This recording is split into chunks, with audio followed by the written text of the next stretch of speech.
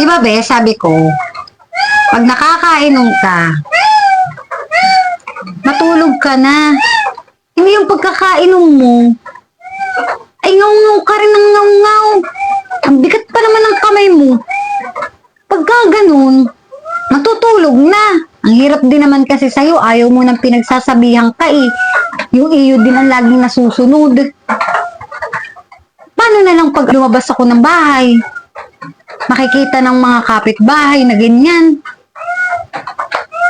Oh, tapos mamaya, isipin pa nila, binubugbog mo ko. Inadali mo lang naman ako.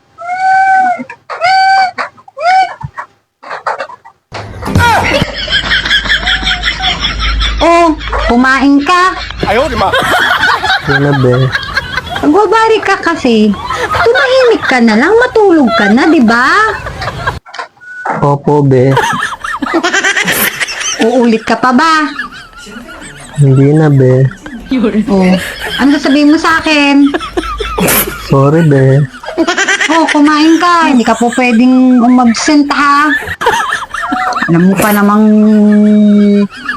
magpapasokan na. Wala pang gamit ng mga bata. Tapos, wala namang natitira sa sahod mo. Tapos, iinom-inom ka pa.